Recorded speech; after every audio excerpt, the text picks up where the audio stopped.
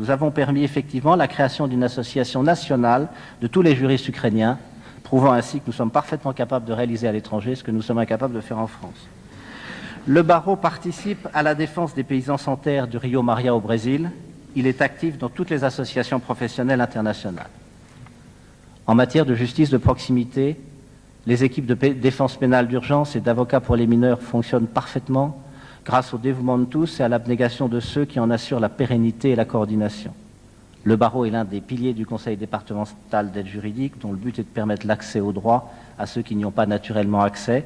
Pour ne citer qu'un seul exemple, le barreau assure une permanence d'avocats à la Maison de Nanterre. Vous savez, ce centre où sont conduits ceux que les autobus des sans-abri recueillent dans Paris, où sont hébergés ceux qui n'ont plus de repères.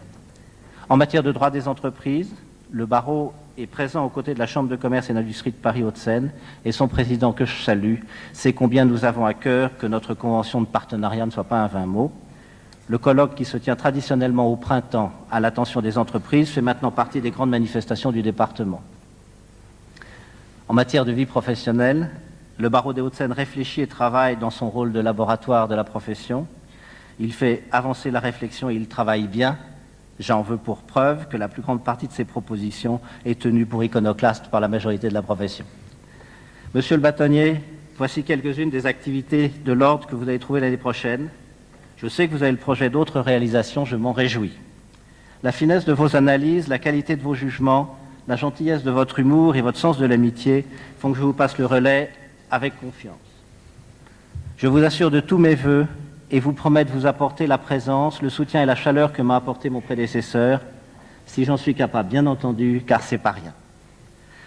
D'ailleurs, vous ne serez pas seul dans l'exercice de vos fonctions, puisque vous serez entouré de 2 interlocuteurs permanents du bâtonnier, les membres du Conseil de l'Ordre et le personnel de l'Ordre. Les membres du Conseil de l'Ordre accomplissent un travail remarquable. Il n'y aurait pas d'activité sérieuse de bâtonnier sans ce travail.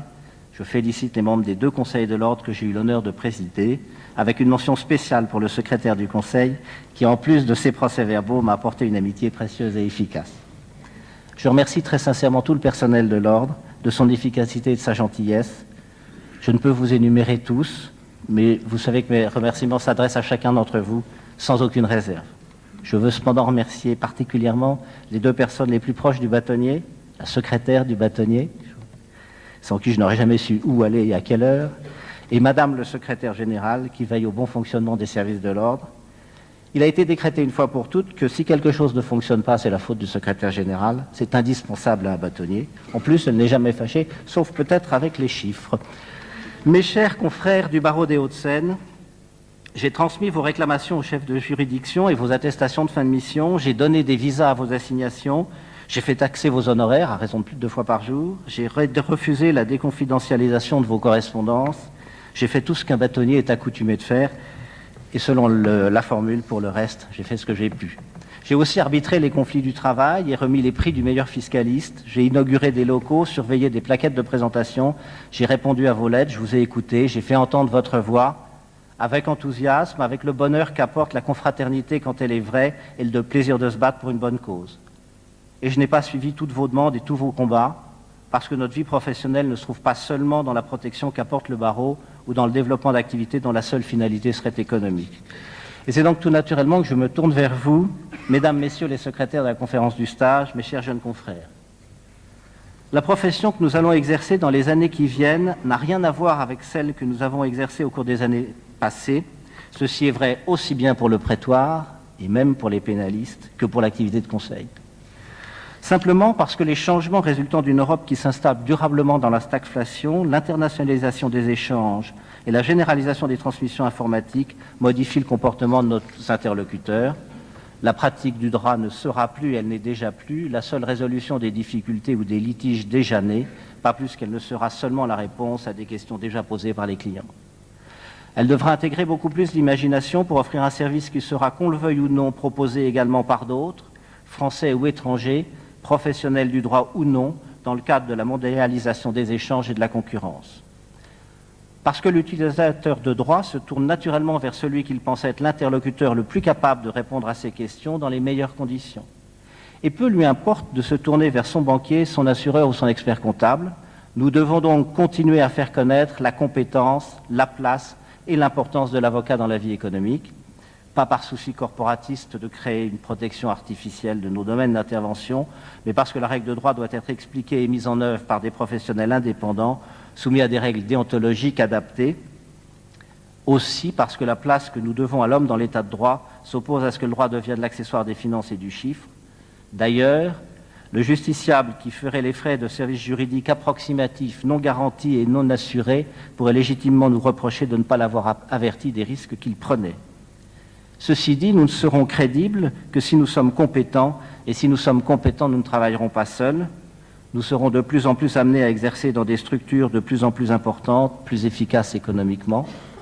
Et il ne me paraît faire aucun doute que notre profession s'exercera de plus en plus dans le cadre de réseaux interprofessionnels. Je ne dis pas des structures multidisciplinaires où toutes les professions seraient mélangées pour partager les clients, les honoraires et les bénéfices. Je parle d'alliances regroupant des structures indépendantes de professionnels différents, travaillant ensemble sur la base de relations contractuelles connues des ordres et contrôlées par eux. Le combat des années qui viennent sera aussi largement celui de la place du droit français dans la vie internationale. C'est un enjeu de première importance. Il l'est bien évidemment parce qu'il en va du rayonnement de la France et de la culture française dans le monde, mais pour cela, notre barreau, comme tous les grands barreaux français, participe à des missions dans de nombreux pays où il apporte la culture juridique française. Il ne s'agit pas non plus de la lutte pour la francophonie, j'en suis un partisan convaincu, mais pour maintenir et développer la présence du droit français dans le monde, il faut être capable de l'expliquer dans une langue étrangère et de le mettre en œuvre dans un contexte international. Nous devons veiller à ne pas laisser s'instaurer en France un changement au terme duquel les pratiques anglo-saxonnes deviendraient obligatoires pour toute la relation de la France avec l'étranger. Et pour ce faire, nous devrons modifier nos méthodes de travail, répondre à des appels d'offres, intégrer l'activité judiciaire dans un service plus global, aller à l'étranger, j'en passe, et bien plus encore, nous devons accepter de regarder notre activité en termes de marché. Nous serons ainsi capables de répondre aux exigences des grands projets internationaux. Ceci me paraît devoir être une des grandes et primordiales ambitions de la profession d'avocat pour les années à venir. À défaut, le droit français deviendrait une référence culturelle utilisée seulement en France et dans quelques pays ayant gardé un code civil. Et pour tenir cette ambition, il nous faut entrer dans la concurrence avec combativité et compétence. Les 2 années que je viens de vivre m'ont montré que notre profession a toutes les exigences, tous les enthousiasmes, toutes les compétences et toutes les qualités nécessaires. Et je serai heureux de participer à ce nouveau défi avec vous. Merci.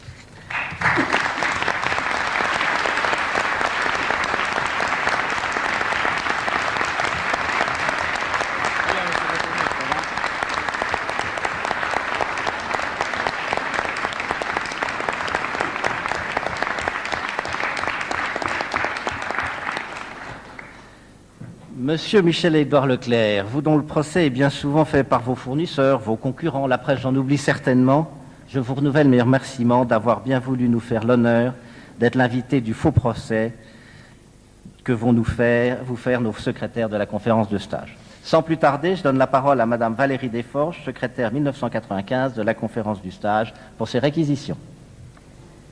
Que savez-vous bien, Monsieur Michel-Édouard Leclerc, à l'aide de slogans simplistes mais forts, étonner, convaincre un anonyme.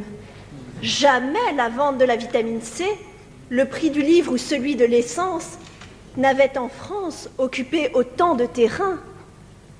Mais ne croyez pas que le ministère public se soit laissé subjuguer par votre logorée bruyante, par vos formules ringardes, les Olymprix, le parti pris des consommateurs, et par votre urbanisme qui pollue nos campagnes.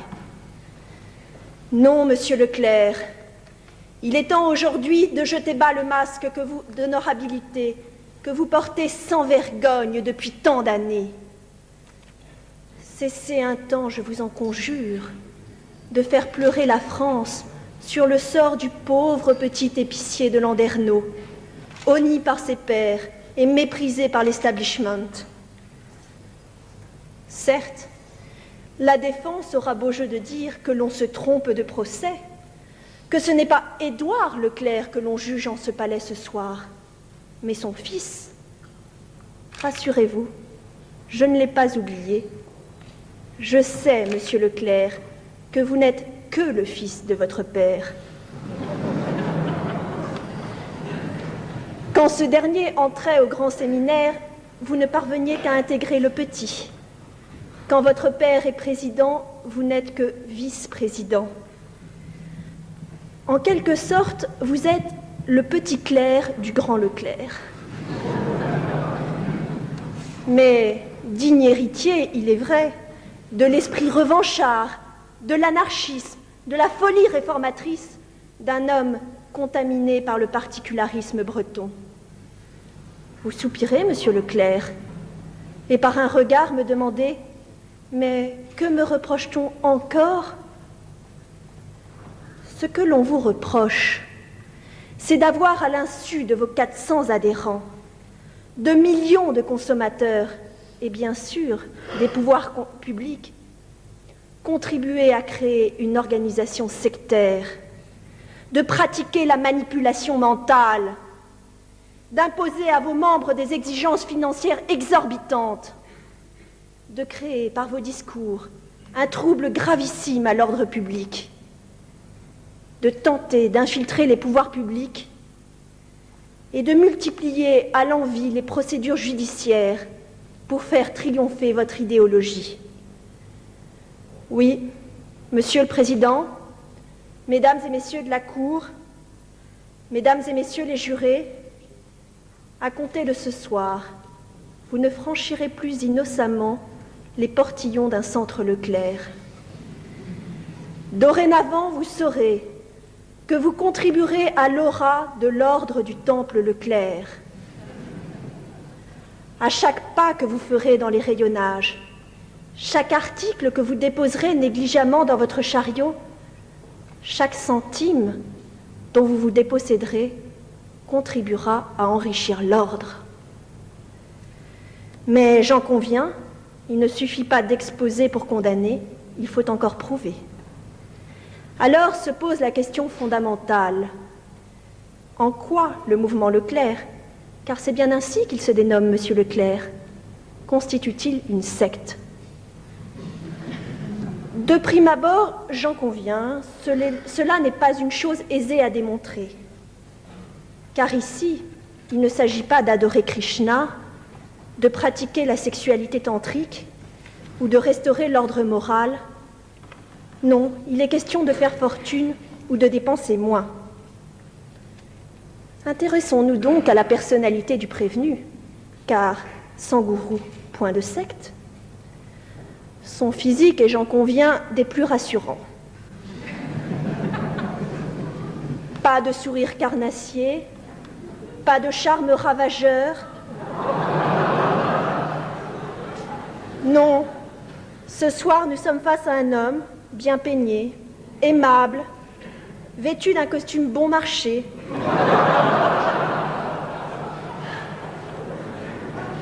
Un homme ordinaire, copie conforme du petit épicier de quartier. Mais ne vous fiez pas à son physique, car tel un caméléon, Michel-Édouard Leclerc s'est endossé l'habit du français moyen pour recruter chaque jour davantage d'adeptes. Soyez-en sûrs, par la voix de son avocat ce soir, il se livrera encore une fois à l'un de ses exercices préférés, l'autoflagellation. Moi qui ne suis rien, moi qui ne suis qu'un gagne-petit de la distribution française, que me vaut cet excès de vilainie? L'itinéraire universitaire de M. Leclerc est par contre des plus intéressants.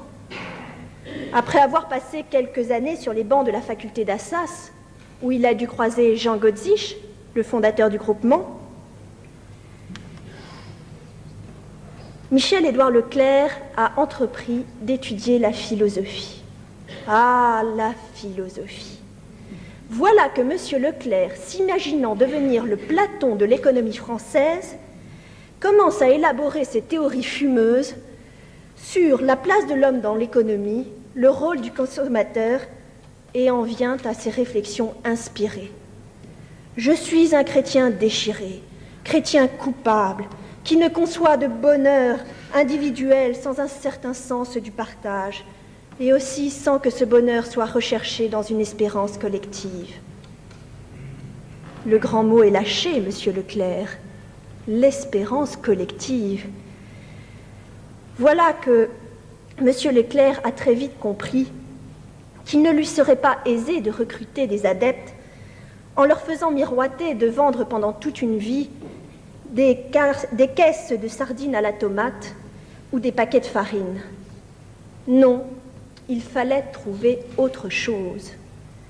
Il fallait convaincre ces déçus du commerce traditionnel que leur vie serait transcendée par l'appartenance au centre Leclerc, où tout n'est que bonheur, bien-être et enrichissement. Mais pour ne pas s'attirer les foudres des pouvoirs publics, il convenait de déguiser cette secte sous une apparence anodine. Et quel meilleur paravent pouvait-il trouver que celui d'une association sans but lucratif? Je dois avouer que ma surprise fut grande quand j'ai découvert que le mouvement Leclerc était fondé sur une association. Vraiment, j'ignorais, monsieur Leclerc, que de nos jours, on faisait du commerce sans but lucratif. Étrange coïncidence d'ailleurs. Moon, Krishna, le groupement, l'église de Scientologie, tous sont constitués sous cette forme. Oui, toute secte avance masquée, sous le couvert d'associations affichant des buts respectables et honorables. Toutes elles se présentent comme des groupes au-dessus de tout soupçon qui veillent au bien-être de notre humanité.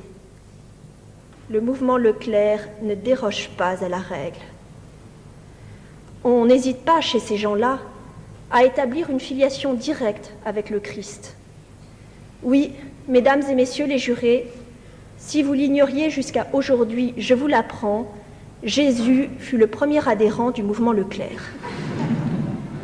N'est-il pas proclamé en tête de cette plaquette, monsieur Leclerc, que vous avez vous-même versé au débat qu'acheter le moins cher possible, c'est vendre, et pour vendre le moins cher possible, c'est cela la distribution moderne.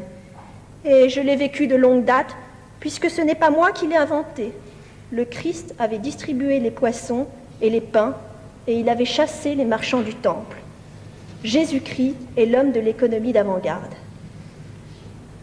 Ainsi, monsieur Leclerc, vous n'hésitez pas à tout vous approprier, à tout salir, même le Christ.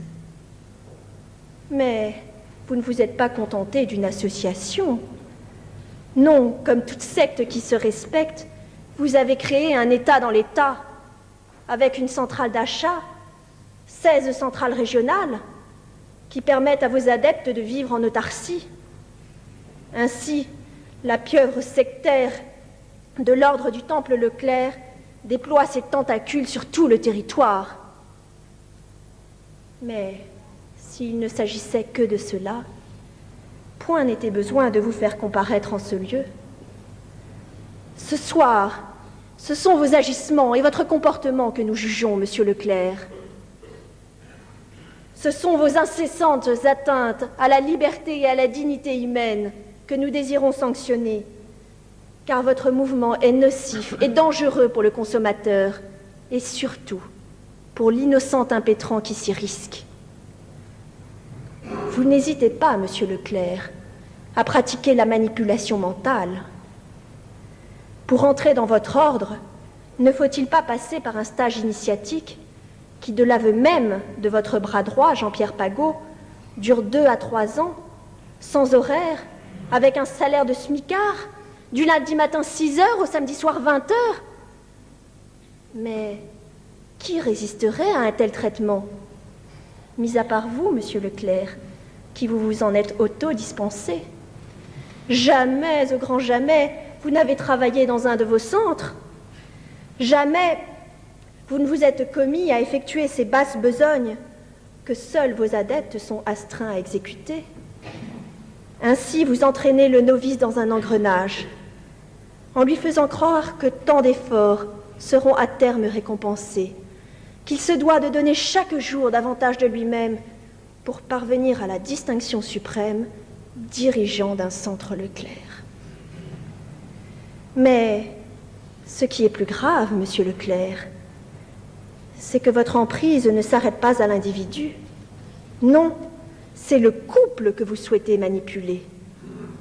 N'est-il pas de notoriété publique qu'il n'y a pas de réussite possible au sein de votre mouvement pour un célibataire? Sachez, mesdames et messieurs les jurés, que si vous entrez dans le mouvement Leclerc, vous vous devez de respecter une morale non écrite mais imposée. Haro sur les aventures extra-conjugales, vous vous devez d'être aussi fidèle à votre conjoint qu'au mouvement. Un président de région a ainsi déclaré « La vie en double est interdite. Si un couple ne s'entend plus, qu'il divorce. Mais un Leclerc ne doit pas humilier sa femme. C'est un motif de radiation. On donne un avertissement et on prévient la femme. » Vous devez également vous imprégner du vocabulaire Leclerc, car ici, on ne parle pas le langage du commun des mortels. Pour pouvoir entrer dans le mouvement, il faut être parrainé par un baron, comparaître devant le conseil d'administration de l'ordre, participer à des GT, groupes de travail, mémoriser les codes d'exclusion des fournisseurs. Code 4, vous excluez tout sauf un produit. Code 9, exclusion totale.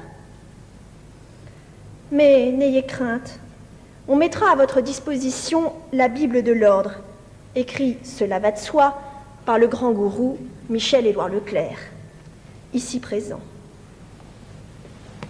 La fronde des caddies, tout un programme. Cet ouvrage n'est accessible qu'aux initiés. Jugez-en plutôt. Page 28. La révolution consumériste passe d'abord par la décollectivisation des cerveaux et du comportement. Page 39. Mais ces attitudes révèlent aujourd'hui une plus grande fragmentation du tissu social, la déconstruction des classes sociales et des sociotypes. Vraiment, monsieur Leclerc, avant de vous lancer dans la philosophie, il aurait fallu apprendre la langue française. Et je pourrais multiplier ces exemples à l'envi. Ce manifeste n'est qu'une longue diatribe contre les ennemis du mouvement, contre les pouvoirs publics qui s'en prennent à l'ordre du temple Leclerc, faute d'avoir pu connaître un succès de librairie, et l'on comprend pourquoi. Le petit livre blanc est distribué de force à tous les adhérents. Et prenez garde de ne commettre aucun manquement à la charte du mouvement, sous peine d'exclusion temporaire, voire de radiation. Si jamais vous êtes radié, alors l'anathème s'abat sur vous. Vous devenez un esprit maléfique qu'il convient d'éliminer. N'a-t-on pas dit au sein de votre ordre de François Godichard, qui avait osé vendre son âme à la concurrence? Nous avons eu notre Judas, c'est Godichard. Ne tentez jamais de convaincre d'autres adeptes de quitter le mouvement, car ces derniers feront l'objet d'une véritable campagne d'intimidation. Envoi de lettres, de cassettes vidéo, où on les sommera de choisir entre la fidélité et la trahison. Et s'ils sont vraiment décidés à partir, alors on s'en prendra à leur famille. Je regrette qu'aujourd'hui Jean-Pierre Leroc, ex-Leclerc et fondateur de l'enseigne Intermarché, n'ait pas souhaité témoigner, sans doute par peur des pressions, monsieur Leclerc.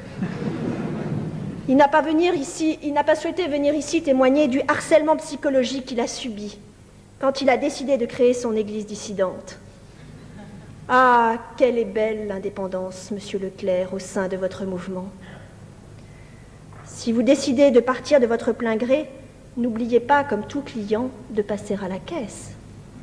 En effet, tout adepte qui décide de céder son magasin est obligé de faire dans un premier temps une offre préalable au mouvement et bien évidemment doit acquitter une consigne, remboursement en monnaie sonnante et trébuchante de tout ce que lui a apporté l'ordre pendant tant d'années. Mais attention, si aucun accord amiable n'est trouvé, alors la consigne sera aggravée par des pénalités supplémentaires et l'ordre n'hésitera pas à traîner le vendu devant les tribunaux. La justice est en effet l'arme secrète de M. Michel-Édouard Leclerc. Ne se proclame-t-il pas de lui-même le premier procédurier de France? Sous couvert de défendre les intérêts des consommateurs, C'est son propre intérêt qu'il cherche à faire triompher. Michel-Édouard Leclerc le dit. Pour moi, le droit n'est pas un acquis. Et n'avez-vous pas, au cours de l'instruction, déclaré « Quand une loi n'est pas conforme aux intérêts de mon mouvement, je la contourne ». Et pour cela, tous les moyens sont bons. Création d'entrepôts fictifs sur Internet, transit imaginaire des marchandises par l'étranger pour échapper aux règles de facturation. Pour M. Leclerc, tous les moyens sont bons s'ils sont efficaces. Il n'a, Monsieur le Président, Mesdames et Messieurs de la Cour, Mesdames et Messieurs les jurés, aucun respect pour ce que vous représentez. Un jour, il vous louera pour avoir rendu une décision conforme à son idéologie. Le lendemain, il vous conspuera s'il vous le condamnez. Et vous, Mesdames et Messieurs les avocats ici présents, vous avez cru venir applaudir ce soir un homme qui serait le plus fidèle client de votre profession. Détrompez-vous, car Michel-Édouard Leclerc ne se départit jamais de son rôle de distributeur. Il vous confiera ses affaires comme on offre un sucre d'orge à un enfant. Ne comptez pas être maître de votre défense. Ne comptez pas choisir vos arguments. Non, car chez les Leclerc, on n'a besoin de personne pour se défendre. Il vous imposera sa vision du dossier et bien évidemment sera seul juge de vos honoraires. Car selon lui, votre monopole est source de raquettes. Ce que l'on veut au sein de l'ordre Leclerc, c'est une défense standardisée, au plus bas prix, tout juste bonne à pouvoir ressasser les diatribes de son leader. Et si vraiment la loi paraît incontournable, alors on n'hésite pas à infiltrer les pouvoirs publics pour la modifier. C'est ainsi que l'on apprend avec surprise que sous ses airs de révolutionnaire, M. Michel-Édouard Leclerc fait partie du Conseil consultatif de la Banque de France, de la Commission PME, de la Commission Industrie et Commerce. Cet homme est à la fois un caméléon et une menthe religieuse qui sait séduire pour mieux détruire. Mais ce soir, la France, pays des droits de l'homme et des libertés, doit cesser de trembler face à cet homme. Elle se doit d'anéantir par une décision exemplaire ce qu'il représente. Je demande donc à la Cour de prononcer la dissolution immédiate de l'ordre du Temple Leclerc, d'assigner à résidence M. Michel-Édouard Leclerc à Landerneau, de lui interdire toute autre activité professionnelle que celle de petit épicier, de prévoir dans sa décision que l'épicerie sera ouverte tous les jours, de 5 h à 23 h, et de lui interdire tout recours aux médias. Et si vous ne vous soumettez pas à cette décision, Monsieur Michel-Édouard Leclerc, sachez que le juge de l'application des peines aura à cœur de demander à la Cour de vous placer en détention provisoire dans un centre Carrefour, en qualité de magasinier.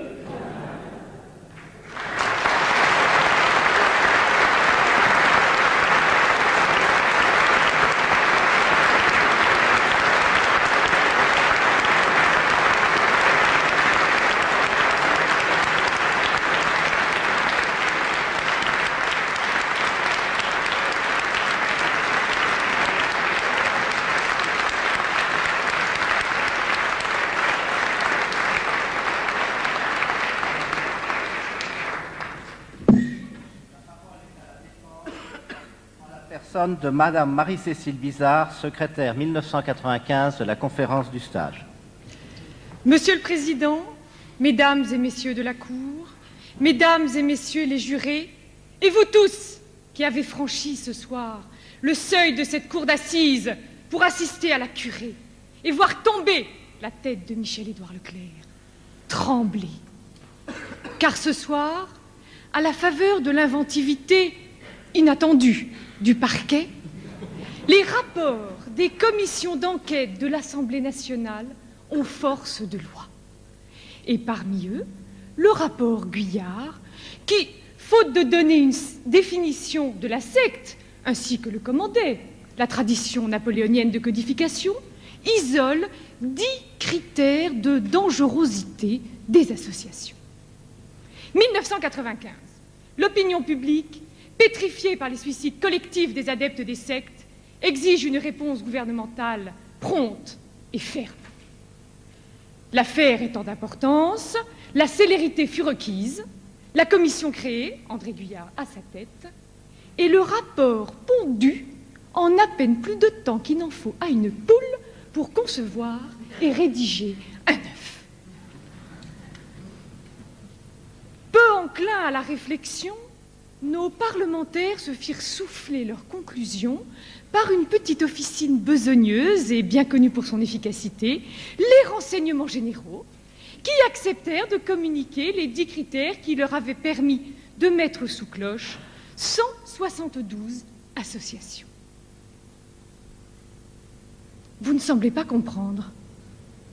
Prenons au hasard 4 des critères évoqués. Un seul suffit pour que le crime soit consommé. Déstabilisation mentale. Les juges d'instruction au pilori. Caractère exorbitant des exigences financières. Embastiller, Monsieur le Président du Conseil général. Embrigadement des enfants. Scalper les dames catéchistes de la paroisse de Sainte-Geneviève de Nanterre. Infiltration des pouvoirs publics. Ici, le respect du secret de l'instruction me condamne au silence. Mais peut-être apprendrez-vous un jour la mise en examen d'André Guyard, l'auteur même du rapport, membre éminent d'une loge du Grand Orient de France. Et ce soir, au terme d'un réquisitoire incisif, Michel-Édouard Leclerc comparaît devant vous, ployant sous le fardeau de 6 chefs d'accusation. Déstabilisation mentale des adhérents, caractère exorbitant des exigences financières, discours antisocial, détournement des circuits économiques traditionnels, tentative d'infiltration des pouvoirs publics, importance des démêlés judiciaires. Madame l'avocat général n'a pas ménagé sa peine. Et je vous en prie, ne lui dites pas que vous avez vu Michel-Édouard Leclerc tenir pendant toute une journée le stand de tir à la kermesse de l'école de ses filles. Elle ajouterait à ses poursuites l'embrigadement des enfants. Enfant gâté de la distribution, visionnaire de génie, homme de tous les défis, Michel-Édouard Leclerc est la figure de proue d'une flotte de 500 grandes surfaces, générant 125 milliards de chiffre d'affaires et 62 000 emplois. Une telle réussite, acquise à coup d'audace, devrait forcer l'admiration, inspirer le respect, être érigée en référence, en modèle économique. Nenni. Ce créateur est pris de paradoxe, cet intuitif de génie, ce philosophe de l'action est au banc de l'établissement de son pays. Pas de label d'honorabilité pour les Leclerc, Madame l'avocat général. Je suis un marchand dans un pays qui n'aime pas ses marchands, déplore Daniel Bernard, commandant du vaisseau Carrefour. En Grande-Bretagne, on anoblit les commerçants. En France, Édouard Leclerc est toujours le petit épicier de Landerneau. La France n'a pas d'estime pour ses commerçants. Le président Pompidou lui-même lancera cette flèche cruelle. Je vous présente Édouard Leclerc, dont on m'a dit qu'il était connu comme petit épicier dans la région de Landerneau. À cette époque, Michel-Édouard est jeune et le combat de son père tonitruant. Bien au-delà de Landerneau, la société bien hiérarchisée du petit monde des commerçants est brutalement secouée par les prises de position d'Édouard Leclerc qui jettent les bases de la distribution moderne en pulvérisant les intermédiaires. Le jeune homme écoute dans les coulisses et prend des leçons. Au mépris des règles de procédure les plus élémentaires, Madame l'avocat général, vous poursuivez le fils en vous référant aux excès du père. Mais le bloc de granit monolithique, le chêne de Landerneau, a engendré une pierre de calcaire, un roseau exempt de rigidité. Très vite et avec fulgurance, Michel-Édouard a compris avec Montesquieu que pour réussir dans ce monde, il faut avoir l'air fou et être sage. Et il a su d'instinct qu'au-delà du fracas des batailles, ce mystique de l'action qui était son père avait des éclairs de génie. Maniant le paradoxe avec dextérité, Madame l'avocat général, vous fustigez la figure de gourou de Michel-Édouard Leclerc. Et en même temps, vous tentez de le réduire à un sous-Édouard. Vous avez trop lu Freud, Madame l'avocat général. Au risque de vous décevoir, il n'y a pas de rivalité entre le père et le fils Leclerc. Pas de rapport d'infériorité, une simple estime réciproque, un respect vrai. Et le tandem, heureuse alliance de l'air et du feu, fonctionne à merveille. À l'ère du père alibi, du père exclu, du père inexistant, cette image de la révérence paternelle et de la déférence filiale méritait d'être relevée. Et si à première vue, Michel-Édouard Leclerc a emprunté la voie de la facilité en jetant l'encre dans la rade familiale, nul ne conteste aujourd'hui les réelles qualités du coprésident de l'association des centres Leclerc. Vous avez entendu, Madame l'avocat général, coprésident élu, pas vice-président. Vice-président, disais-je, coprésident, disais-je, qui n'a pas fait ses premiers pas en utilisant son nom comme un sésame. On ne mange pas de ce pain-là chez les Leclerc. Et on ne vit pas de ses rentes. Dans le tir groupé des accusations figure en bonne place le caractère exorbitant des exigences financières.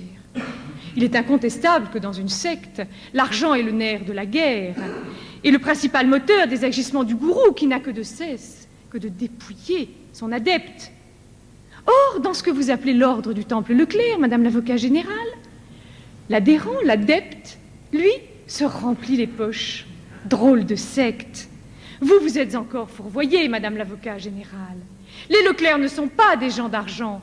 Et c'est en vain que vous les chercherez dans les 500 premières grandes fortunes professionnelles répertoriées dans le dernier numéro de Challenge. Ressource unique de l'accusé, son salaire. Comme vous, Madame l'avocat général. Et tandis que Gérard Mullier, Monsieur Auchan, les frères de Forêt et les Marcel Fournier, Messieurs Carrefour, Paul-Louis Allais, Monsieur Promodès, caracolent en tête du classement, les Leclerc, eux, ne sont même pas au départ de la course. Michel-Édouard Leclerc n'est pas au sommet d'un empire, mais à la tête d'une association librement consentie de chefs d'entreprise, auquel il offre son nom et un savoir-faire, afin d'aider ces derniers à mener à bien l'exploitation d'un magasin qui n'appartient qu'à eux.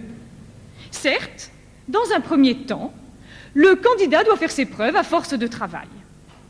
Mais je vous assure, Madame l'avocat général, travailler, même beaucoup, ne conduit pas à la déstabilisation mentale. Essayez!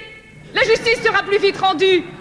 Et vous serez surprise de voir à quel point on résiste bien.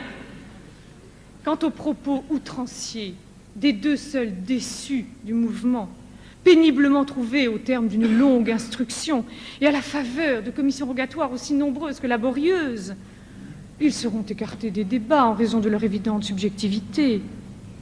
Si les Leclerc ne méprisent pas l'argent, ils le tiennent pour quantité négligeable, un moyen, en aucun cas une fin. Il faut chercher ailleurs le souffle qui les anime, qui les propulse à la vitesse de la lumière vers les années 2000 et qui les fait vibrer d'un enthousiasme que rien ne parvient à entamer. Il faut chercher ce souffle dans la profession de foi d'Édouard Leclerc, le mystique de l'action. Il n'est de richesse que d'homme. Et cette référence à Jésus-Christ qui vous indigne, Madame l'avocat général, et qui fait ricaner les technocrates, elle n'est pas une imposture, mais la déclaration vraie d'une conviction profonde. Il n'est pas à la mode de se déclarer inspiré par des principes chrétiens. C'est un peu ridicule et naïf, à l'heure du culte du profit, de se déclarer mu par une mission sociale. Mais Michel-Édouard Leclerc se moque des modes. Il ne renie pas cet héritage, il le fait sien, avec un certain mépris pour l'avoir. C'est la considération pour l'être qui sous-tend l'action d'Édouard Leclerc, Michel-Édouard Leclerc. Humaniste, un brin utopiste, il n'est pas philanthrope, mais convaincu de sa mission de bâtisseur. Il a ainsi compris et son père avant lui, les formidables enjeux de la nouvelle donne économique. Édouard aperçut dans les années 50 que l'immobilisme du petit commerce traditionnel bridait le développement de la consommation. Il a lancé les centres Leclerc en brandissant l'étendard des prix bas, en révolutionnant pour le bonheur de la ménagère tout un secteur de l'économie. 20 ans plus tard, Michel Édouard fait sortir le mouvement du ghetto de l'alimentaire en torpillant les uns après les autres les bastions des tarifs imposés, le carburant, l'or, la parapharmacie, le tourisme. Le luxe devenait un bien de consommation courante. Allez, Madame l'avocat général, profitez-en. Rompez votre vœu. Franchissez le seuil du centre Leclerc le plus proche de votre domicile. Le seul risque que vous prenez est de dépenser moins. Et puis, votre attitude décourage, monsieur Leclerc, qui se donne tant de mal pour augmenter votre pouvoir d'achat, dont nul n'ignore qu'il est inversement proportionnel à vos mérites. Ainsi, Michel-Édouard Leclerc mène toutes les batailles et la profession tout entière savoure les victoires. On a reproché à mon client ses nombreux démêlés judiciaires. Simplement, pour mettre à néant les privilèges exorbitants de certains secteurs de l'économie, Michel-Édouard Leclerc a dû s'en référer à justice. Souvent. Car en matière de prix, certains sont plus égaux que d'autres. Et notre chevalier s'insurge. Pas en révolutionnaire, non. En défenseur du consommateur. Et la justice lui donne souvent raison. Quand ce n'est pas la justice française, c'est la justice européenne. Rarement défendeur, c'est la tête haute en qualité de demandeur que Michel-Édouard Leclerc saisit les tribunaux. Et là encore, quel souffle, quelle persévérance, quelle pugnacité. Plus de 500 procès. Vraiment, le titre de plus grand procédurier de France n'est pas usurpé. Ce feu d'artifice a même valu à notre plaideur un bel hommage d'Yves Galmot, magistrat à la Cour de justice européenne, qui invite à reconnaître avec modestie que certains opérateurs économiques, tels que Michel-Édouard Leclerc, ont fait plus pour la connaissance et la diffusion du droit communautaire que nombre d'actions plus classiques, telles que colloques, séminaires, conférences. Quant au cabinet d'avocats chargé des intérêts de la défense du centre Leclerc, de l'ordre du Temple Leclerc, excusez-moi, Madame l'avocat général, je me réjouis de pouvoir faire taire toutes vos craintes. Nos honoraires sont parfaitement payés, en temps et en heure, et nous ne dérangeons jamais Monsieur le bâtonnier pour les faire taxer. Et la manne n'a pas fini de tomber. La loi Galland, cette loi scélérate, jetée en pâture aux PME et aux petits commerçants le 21 juin dernier, et qui rétablit dans des conditions aussi floues qu'électoralistes le droit de refuser de vendre pour les fournisseurs, et qui instaure la notion ô combien subjective de prix abusivement bas, elle ne manquera pas de générer un important contentieux. Car combatif et opiniâtre, Michel-Édouard Leclerc ne se fait pas justice à lui-même. S'il peut contourner la loi, il le fait. Rien ne l'en empêche. Mais jamais il ne la violera. Et je m'interroge. La loi Galland, apparemment dirigée contre les distributeurs et en particulier contre les centres Leclerc, ne serait-elle pas un coup de pouce du gouvernement à la profession d'avocat? Écoutez plutôt. Un fournisseur est désormais autorisé à refuser de vendre. Vous avez compris? Autorisé à refuser de vendre. Or, en dehors de quelques produits de luxe, relevant des réseaux de la distribution sélective, le refus de vente est contraire aux principes de droit européen.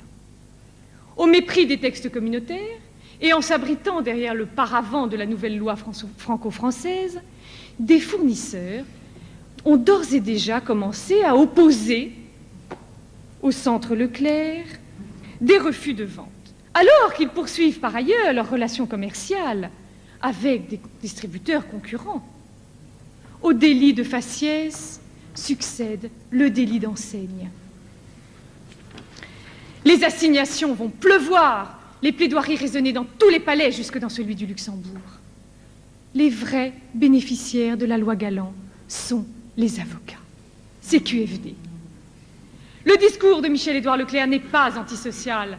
Il est adapté au contexte économique moderne. Et lorsque mon client fustige la loi Galland et la loi Raffarin, sorte de super-loi Royer qui gèle les ouvertures de grandes surfaces, il ne se détourne pas des circuits économiques traditionnels. Il déplore l'aveuglement d'un gouvernement qui refuse de s'adapter aux circuits économiques de demain en cédant au chant des sirènes corporatistes. Madame l'avocat général, ce n'est pas en bloquant le train qu'on a sauvé la diligence. Michel-Édouard Leclerc n'est pas un gourou à la tête d'une secte.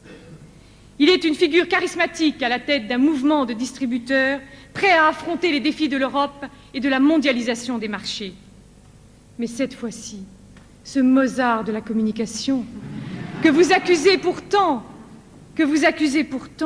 d'infiltrer les pouvoirs publics, n'a pas été entendu. Michel-Édouard Leclerc est innocent. C'est le dernier vrai chantre du libéralisme en cette fin de siècle languissante, morose, revendicative, matérialiste et figée. Ne vous taisez pas, Michel-Édouard Leclerc, et continuez d'apporter aux débats insipides de nos technocrates gris l'air vif et bleu de votre discours contestataire. Et sans jamais perdre votre âme, poursuivez votre quête humaniste. Ils ne sont pas nés, les coqs jaloux de vos ailes d'albatros, qui construiront à coups de bec la cage qui vous tiendra captif, même à Landerneau.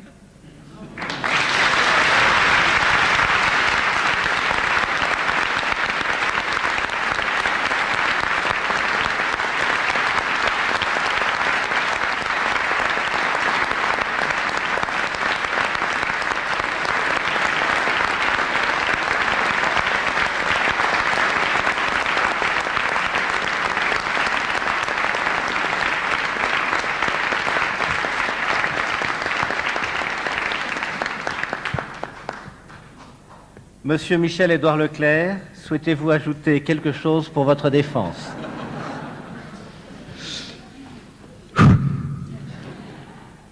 Monsieur le Président, je croyais que ce qui allait m'impressionner le plus, c'était de comparaître devant une cour d'assises. Je vais vous dire, c'est pas ça qui m'a le plus troublé.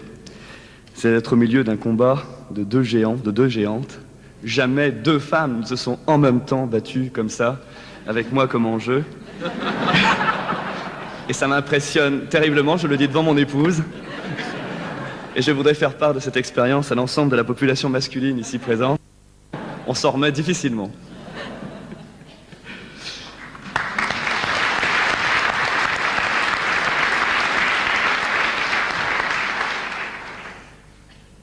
Devant des débats d'une telle qualité, je ne saurais rajouter grand-chose qui n'aurait l'air d'être insipide.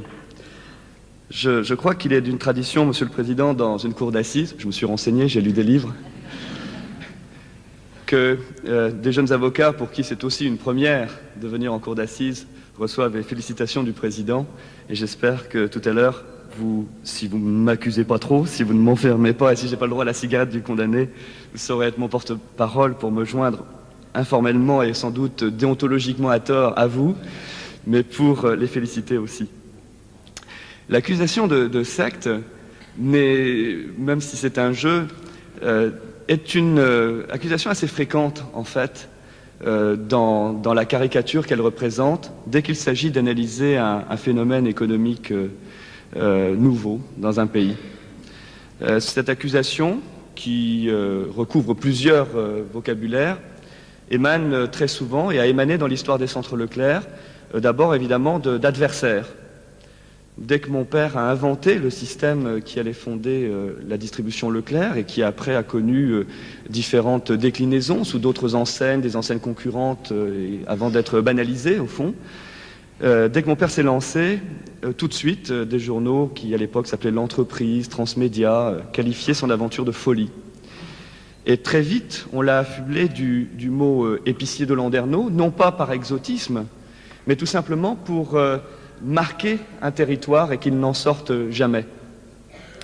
Et puis très vite, de ce vocabulaire, somme toute assez sympathique, on a vu naître d'autres vocabulaires beaucoup moins sympathiques. Gourou, effectivement, manipulateur, Raspoutine de la distribution, encore qu'il y trouverait une certaine éloge.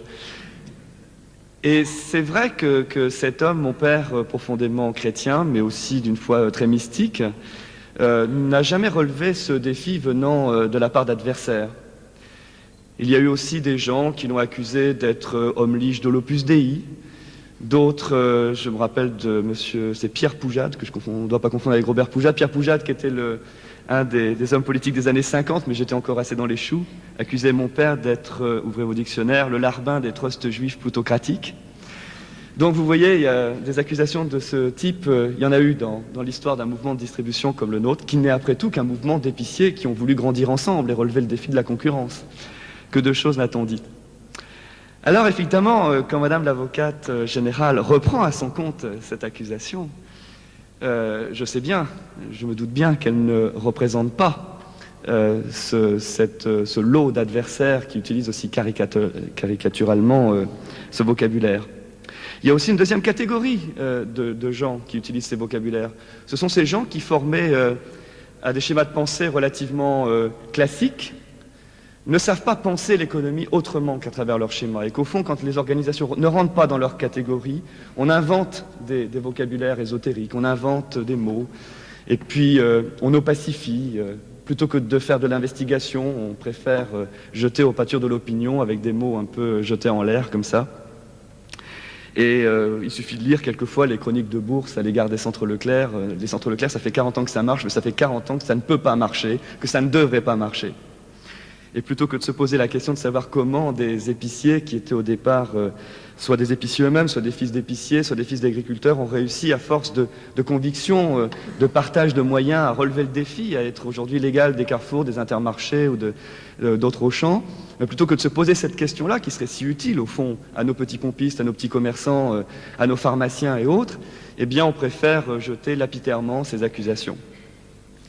Mais je suppose aussi que Madame l'avocate générale est trop intelligente pour ne pas rechercher quand il faut les bons descriptifs. Alors je me suis posé la question de savoir quelles étaient les motivations de cette accusation. J'ai cherché dans cet environnement, l'environnement de Nanterre. Je me suis dit qu'au fond, la justice est indépendante, mais la justice vit aussi dans un territoire. Et quand je vois, Monsieur le Président, le luxe de précaution que vous prenez pour remercier tous les gens qui vous entourent,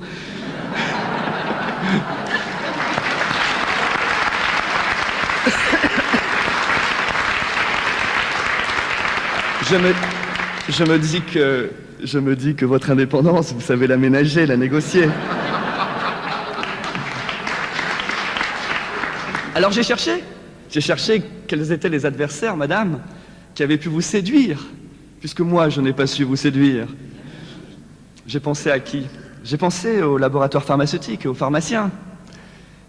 Beaucoup de sièges de laboratoires sont ici présents, dans le département des Hauts-de-Seine. Et quel lobby ça représente. Et rappelez-vous, Monsieur le Président, combien de fois j'ai été condamné, et combien de fois les centres Leclerc, les distributeurs, ont dans ces tribunaux été condamnés pour avoir vendu des préservatifs, de la vitamine C, des tests de grossesse, accusés de faire le jeu de Ricazaraï plutôt que de l'ordre des pharmaciens. Je me suis posé ces questions de savoir si, dans ce contexte, vous aviez pu, via l'avocat général, vous laisser influencer.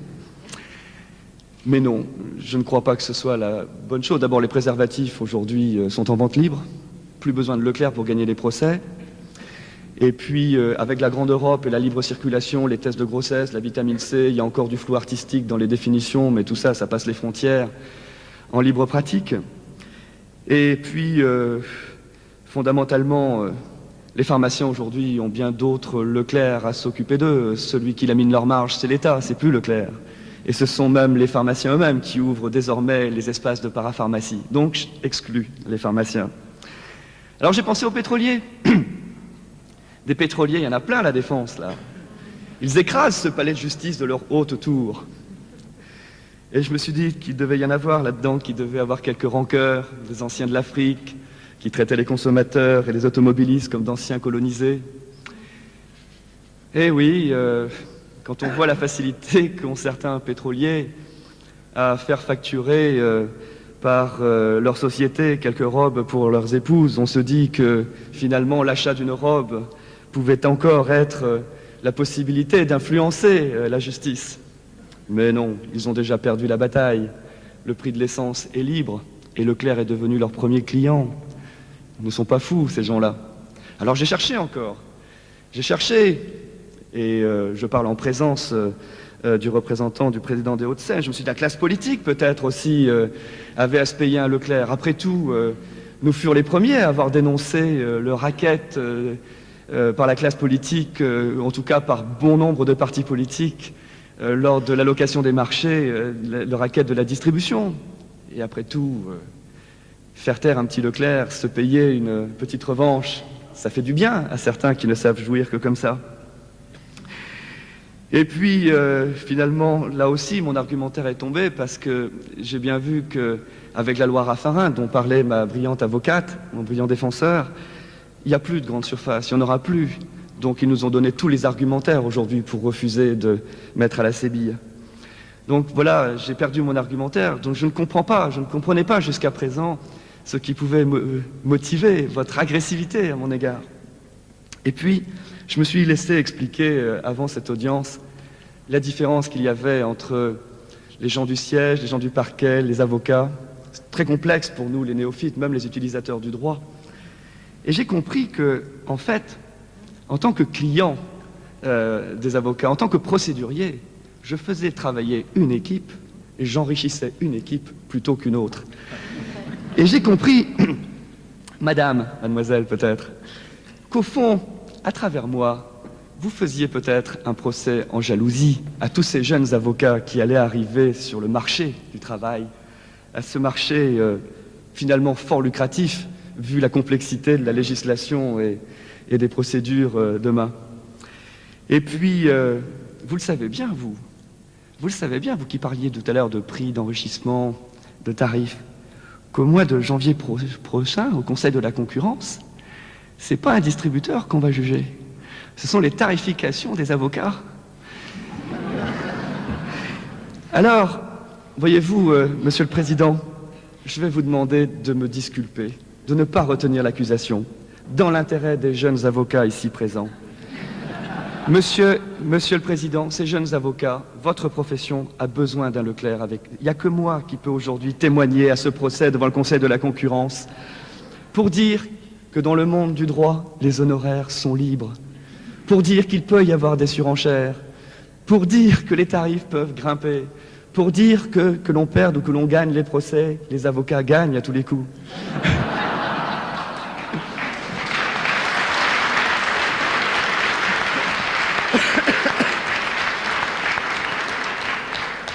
Pour cette raison principale, Monsieur le Président, je vous demanderai de m'acquitter. Et puis pour une deuxième aussi, parce que si vous me condamnez, vous allez devoir condamner aussi le président de l'Ordre des avocats, car il rentre dans les mêmes critères que moi. Car, voyez-vous, il a sous ses ordres, sous sa tutelle, des ouailles qui s'enrichissent, alors que lui préside aux destinées d'une association. Et vraiment, vous allez générer là une jurisprudence qui sera préjudiciable à la moitié de la salle.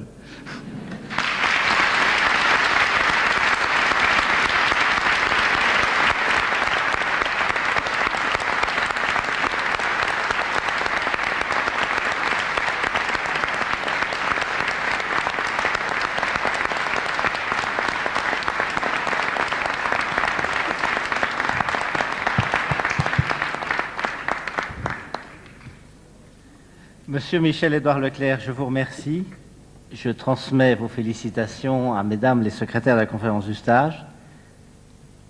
Nous allons nous retirer pour délibérer. Je déclare close cette 10e rentrée de la conférence du stage du barreau des Hauts-de-Seine et vous propose de nous retrouver dans la salle des pas perdus autour des bouffées. Merci.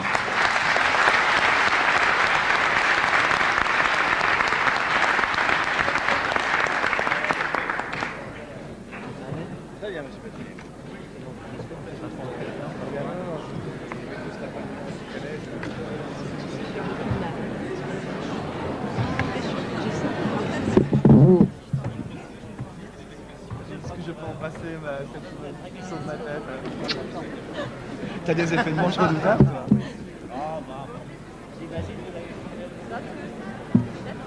Alors, ah oui, elle vous rappelle la Ça y est, des photographes.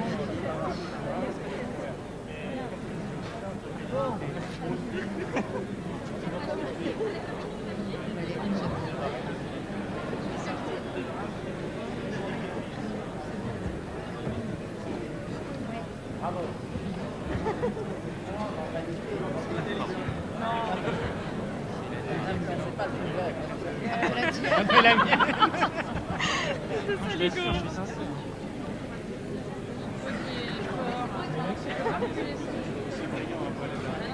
Je vous félicite, maître. Je vous remercie. Je suis Jean-Annette Ancrel, le président des annonces de l'ESSEC. Oui. Et je verrai volontiers votre texte. Oui. Donc, je le fais tous les ans. Est-ce que vous pouvez me le donner? Oui. Merci. Alors écoutez, j'en avais 3 parce que j'avais peur de le perdre. Bah, je vais vous donner celui-là. Oui, n'importe quel. Il a été distribué à la presse normalement déjà. Mais comme j'avais un tout petit peu en retard. J'ai un tout petit peu changé des trucs. Non, mais il a été distribué à la presse mercredi, je pense. Ah bon. Et je vous voudrais remercie. aussi avoir vos coordonnées. Je vais vous donner ma carte pour que je puisse vous envoyer les photos. Merci Benoît.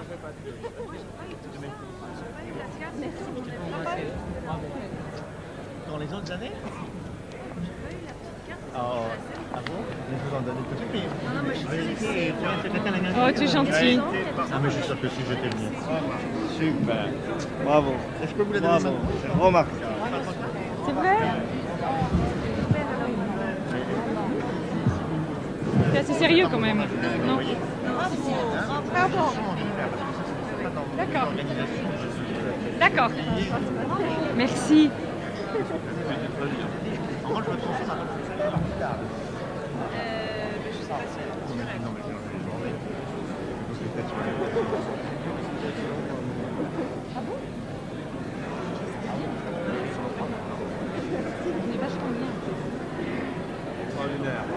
Recevez-vous déjà mon journal? Il faut que je vous l'envoie. On l'a obtenu. Vous l'avez obtenu. Oui, Très bien. je suis chérie. Ouais. Voilà, parfait.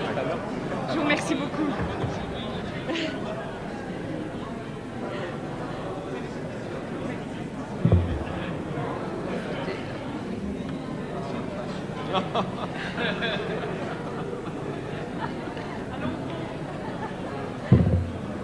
Regardez ces notes. Photographier là-bas, regardez. À mon avis, elle savait. C'est parti comme ça. Hein. Ça fait bien enregistré.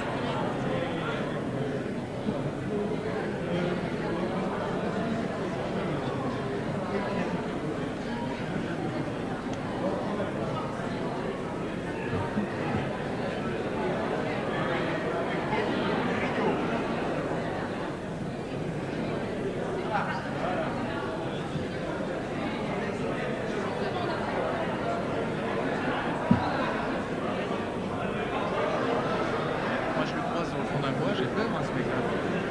Mais il me fait... Rien. Ah si, si, il fait peur.